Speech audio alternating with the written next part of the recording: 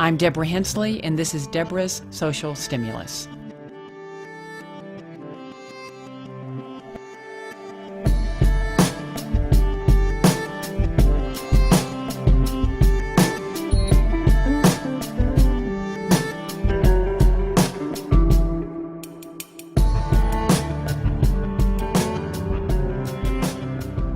Tell me your name and where you're from. Cindy Goff from Lexington, Kentucky. This is where I live out on Elk Lick Falls Road, which is right next to the river.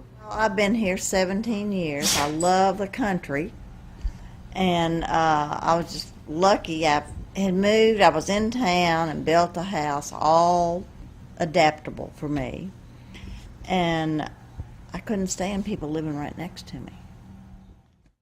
I hunt with the Iroquois Hunt Club. I've done that since I was 12. So, and it's just down over the hill. And now I don't ride anymore. I was, first I rode with the hounds, and then I got hurt, so then I started driving. I had a pony and a cart, and I would go out and follow the hounds. But then our hounds have gotten so fast, I just couldn't keep up at all.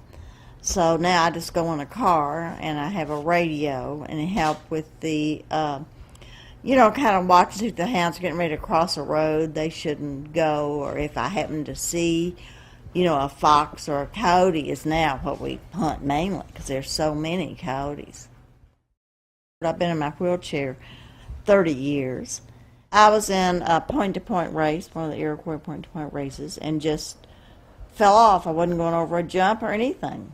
I was going down a hill, and I guess a bird flew up, and the horse just spooked, and I just fell off. I guess I landed on a rock, and it broke my back. It's just one of those things. You don't plan on accidents to happen. They just happen.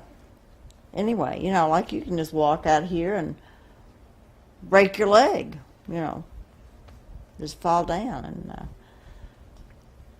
you just kind of have to deal with it all. I was born right here in Lexington, and I lived with my grandparents, and they had a house or a farm. I thought it was a big farm. It was 21 acres, right where the surgery center is now on Harrodsburg Road. Well, my Aunt Martha, she rode saddle horses for quite a while, too, and that's how I kind of got going on my riding and horse part. And then she started hunting a little bit, and I just kind of took that on. You just kind of follow what your family does. I'm lucky enough that I don't have to have somebody live with me, that I can, take care of myself on it. And eventually I'll probably have to have somebody live with me, but I'll just cross that bridge when I get to it. I had so many friends that took me every place. So it wasn't like I couldn't do something or I couldn't go any place because I was in a wheelchair. I went. They just took me. So it was really nice. Friends mean so much, and they help so much, in a situation like that.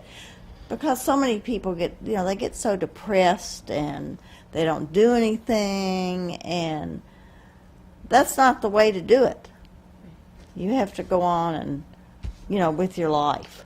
And I did ride afterwards, but I fell off again, and then everybody said no riding, so that's when I started driving.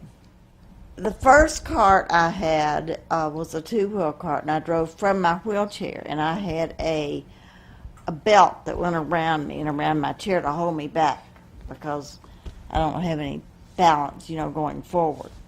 Then I got, when I was showing, I got a four-wheel cart and a NASCAR seat that went in my cart, and it was like a 5-point hitch, which held me back.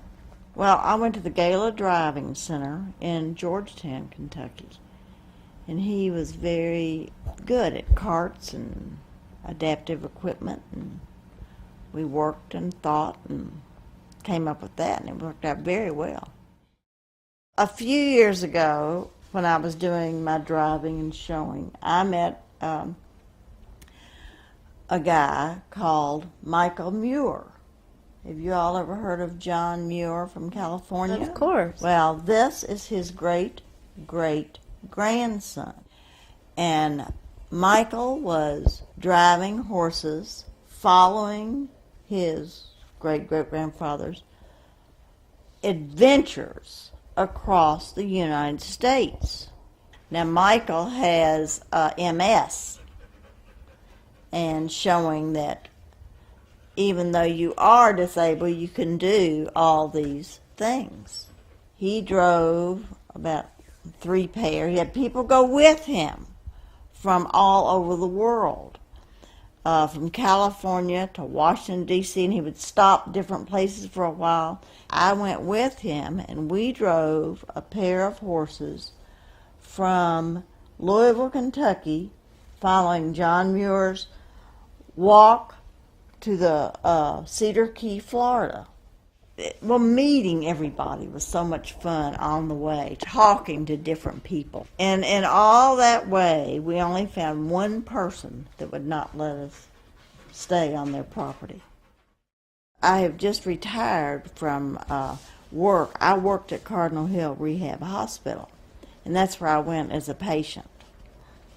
But I worked there 25 years, so you see all different kinds of injuries coming in.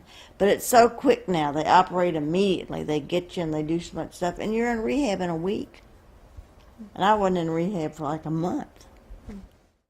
I would visit patients after they went home from the hospital to see how they were doing with their rehab, and visit patients in the hospital.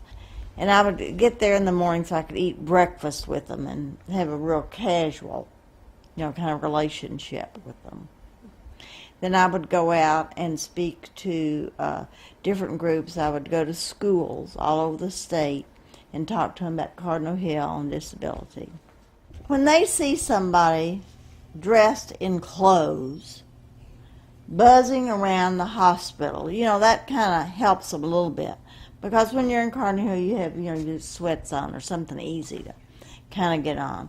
And it's so hard to push around because you haven't built your muscles up so that you can, buzz on. But, seeing that, and that helps them. And then they can see when they first get in the hospital how they cannot do anything, but then when they get ready to leave, how they are able to do a little bit. And how much more that they will be able to do. Usually you're in the hospital a little bit, you go home, and then you come back for a second phase to learn more. Because your body has to rest. Your body gets tired. I do everything I want to do now. You just do things a little differently when you're in a chair. As I say, you just can't sit and do nothing. You've got to move on. I fall out of my chair a lot. You're just doing things. Like going to the grocery, you might lean back the wrong way and your chair will just flip over. I probably broken about every bone in my body done. Your bones get so brittle you don't use them.